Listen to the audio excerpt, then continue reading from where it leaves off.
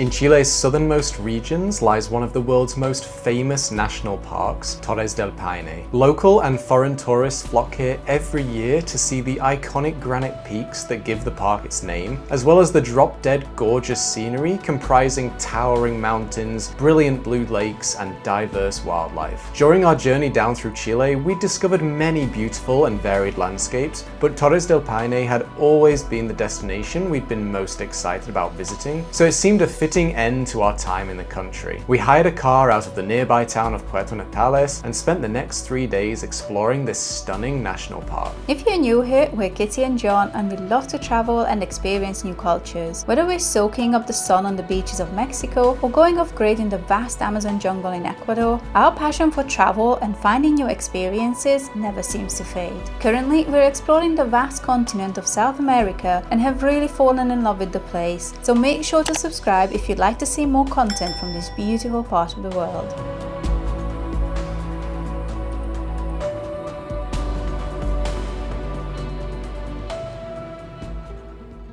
Torres del Paine National Park is an area of over 700 square miles full of mountains, rivers, waterfalls and glaciers within the beautiful area of Chilean Patagonia. The closest town to the park is Puerto Natales, located about 70 miles to the south on the shores of one of the many fjords that eventually empty out into the South Pacific Ocean. When visiting Torres del Paine, you're essentially going to need to decide whether you're going to stay in Puerto Natales for the duration of your stay and travel in and out of the park each day, or whether you'd like to stay within the park, either at one of the lodges or campsites that cater for hikers wanting to do the W or O treks. These are essentially the park's multi-day hikes, very similar to hikes like the Salcantay trek in Peru, and take you around the base of the Cordillera del Paine over the course of 5 to 10 days, depending on which hike you're doing. But of course, staying in one of the lodges within the park is always going to be more expensive than staying in Puerto Natales, and unless you're bringing all of your own camping gear and equipment and DIYing the W or O trek, the cost of doing these treks on a guided tour is pretty high. So after weighing up all of the costs, we decided that the best bet for us was to stay in Puerto Natales, hire a car for the duration of our stay, so that we could be pretty flexible about when we went to the park and we could explore it at our own pace.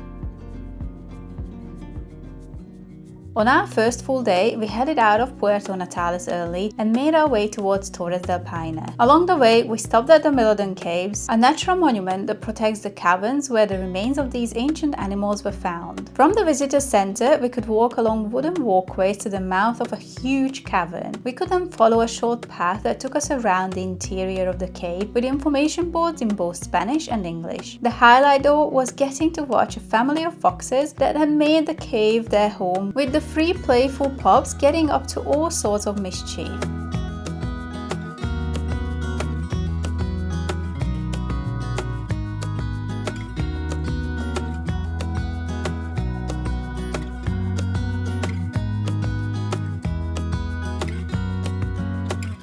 We then hiked up the hill above the cave for some panoramic views of the valley in front of us.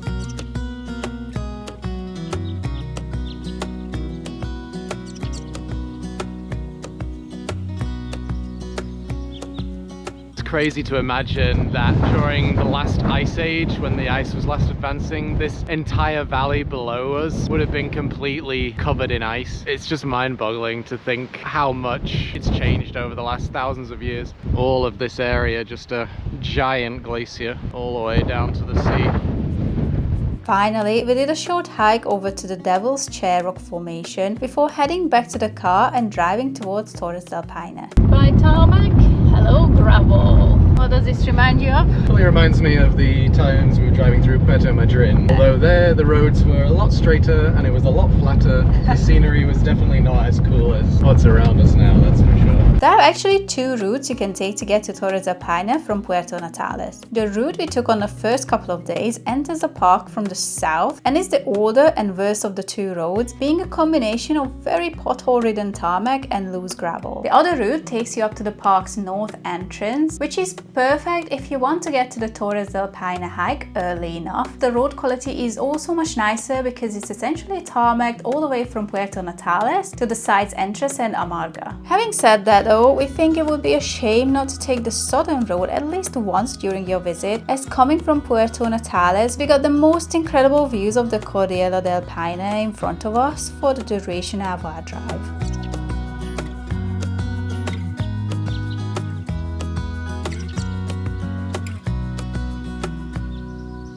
After a quick stop at the park entrance to wander out to the panoramic viewpoint, we continued deeper into the park. Our first stop was a little off the main route through the park at the Hotel Lago Grey, where there is a short out and back hike to the Lago Grey viewpoint.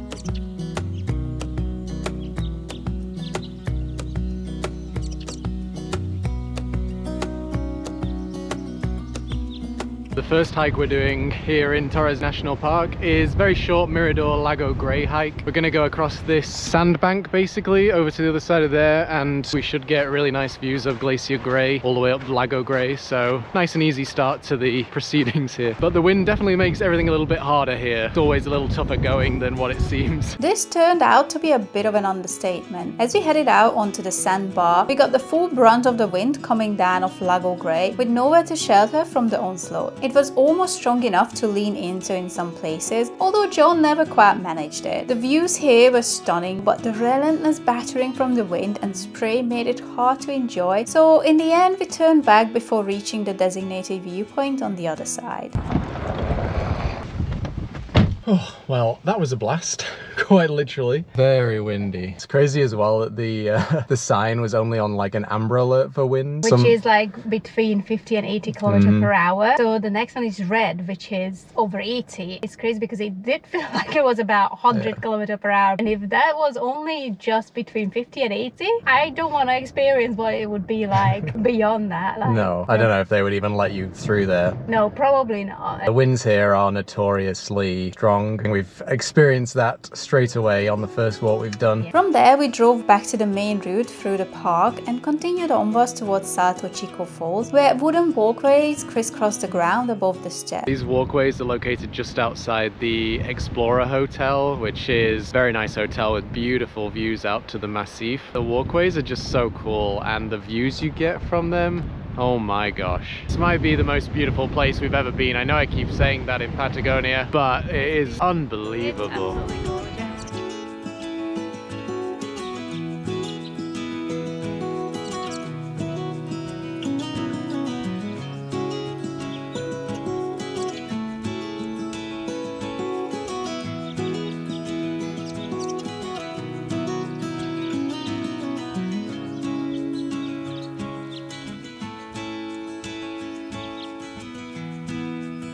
It was getting pretty late by this point, so with a long drive back ahead of us, we decided to call it a day and made our way back to Puerto Natales.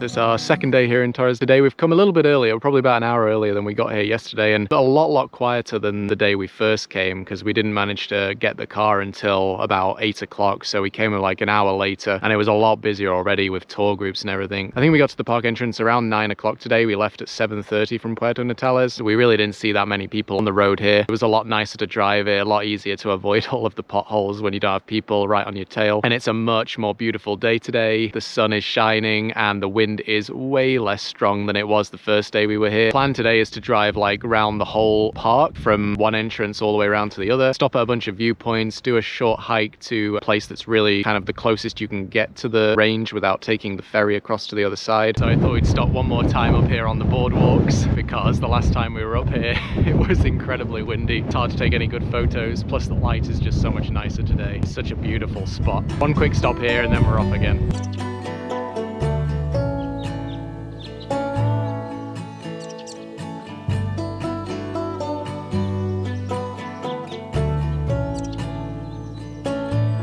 From the walkways outside the Explorer Hotel, we drove a tiny bit further up the road to a small viewpoint overlooking the Hosteria Pejo, a unique hostel built on a small island in Lago Pejo. We got more incredible views of the lake and mountains from here, and then continued around the lake to Estancia Pudeto, which is the small port where you can take ferries across to the base of the Cordillera del Paine from. Green traffic light sign today for the winds, not too bad. Although green means they could still be up to 50 kilometers an hour, which is pretty intense for most people. But here it's perfectly safe. So we're just starting the hike to Mirador Cuernos. We're not sure if we're going to make it all the way there yet. It's pretty windy again, and we're having to walk an extra 4 kilometers due to the fact that they're working on the road back here, so we can't drive all the way down to where we would have started. Nice to get out and stroll around a little bit after the first few stops in the car. When the wind isn't blowing, it's really pleasant and quite warm. When the wind picks up, you feel like, okay, yeah, my puffy jacket and fleece are needed.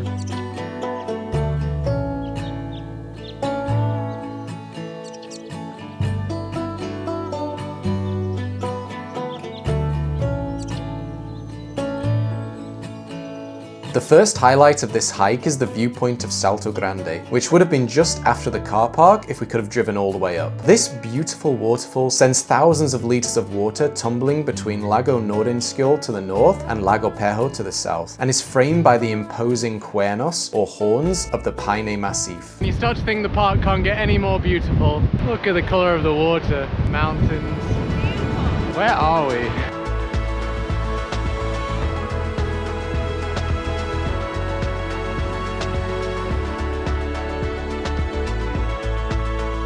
From there, we followed the path onwards toward the Cuernos viewpoint. This hike gets its name from the horns of Paine, which, after the 3 granite protrusions of the Torres del Paine themselves, is probably the most iconic view in the national park. We absolutely loved this hike, and even after completing the Torres del Paine trek the following day, it became our favorite hike in the national park. The path is fairly flat and mostly sheltered from the high winds, and with the Cuernos del Paine towering above you and getting closer with each step, the views never get boring.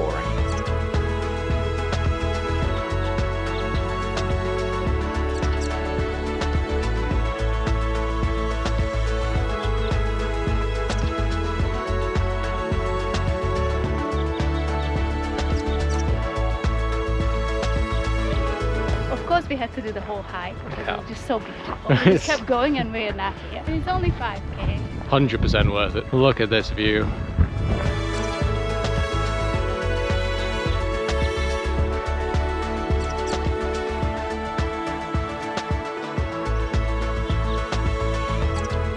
After taking in the incredible views with our packed lunch, we walked back to the car and continued our drive around the national park. We were lucky enough to spot some guanacos by the side of the road in a very photogenic spot, and then stopped briefly at the Mirador Lago Nordenskjöld. Then we drove out of the north entrance of the park and quickly veered off the main road again to our final stop of the day at the Cascada Rio Paine.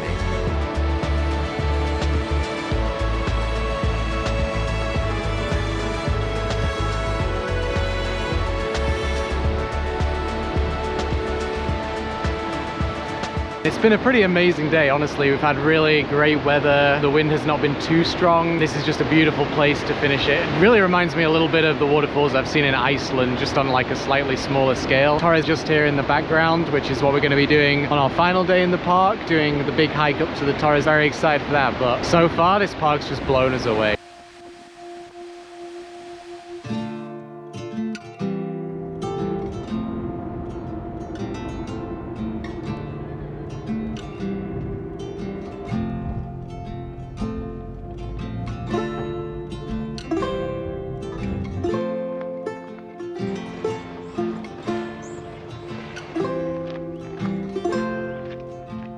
Good morning. It was an early start for us this morning, our final day here in Torres, and we've saved the hardest for last. It just worked out this way. We're going to be doing the Torres hike today, which is about a 20-kilometer round trip all the way up to the Torres up there. Should be pretty steep on the way up, I think, in certain parts. It's possible to come for the sunrise, where you can see them like beautifully lit up in the morning sun. As we've just seen Fitzroy in a very similar light, we thought we'd probably skip getting up at midnight and driving all the way here so we could start hiking at 2 a.m. To be fair, the sunrise this morning wasn't the greatest because it's very overcast. Yeah. Luckily, Torres is kind of clear, so hopefully by the time we get there it will be fully clear. I don't think we missed the beautiful sunrise this No, morning. it's It's also an incredibly calm day. Take this over getting blasted by wind any day.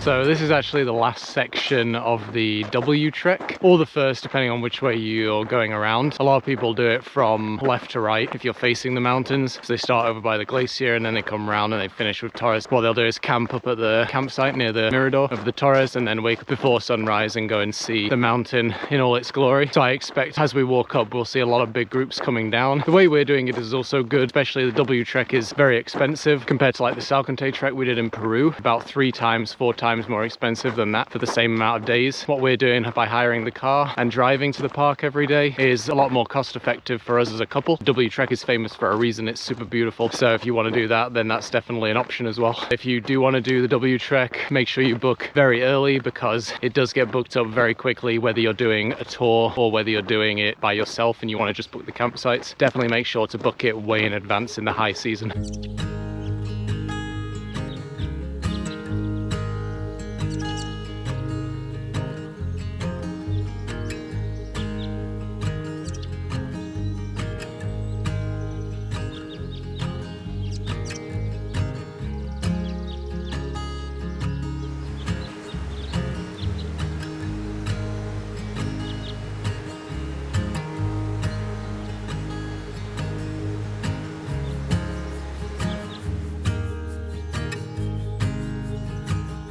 So we just passed the Sector Chileno, which is one of the campsites about halfway up to the Mirador. It was pretty cool, like they have like a little restaurant bar there. Quite expensive, as you could imagine. It says about 3 kilometers now up to the next campsite, which is the one where you would camp, I think, if you were doing the W trek. It kind of flattened off a little bit. We're sort of following a valley now. It's been a little bit easier than the start, but then again, I think we go up at the end. Not looking forward to that.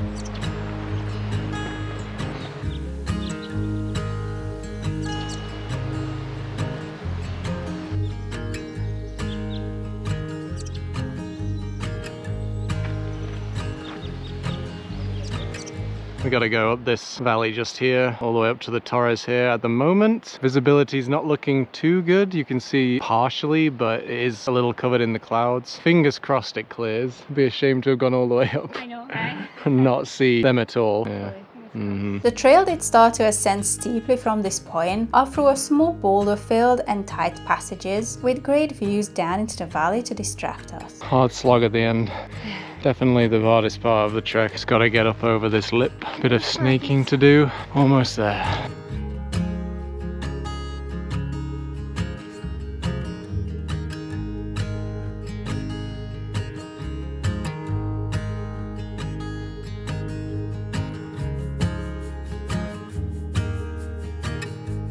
Hey, made it. Whew. How long? Like 4 hours? It's 11 o'clock, we left at 7:30. 3.5. 3.5, pretty good. Not quite clear. Gotta be a little bit patient, I think. Have our lunch and fingers crossed we get a little bit of a clearer view of it because it looks pretty epic and so calm too today. No wind, just a tiny bit of breeze, that's it. It's usually very windy up here. In that sense we were lucky, just needed to be a little bit clearer.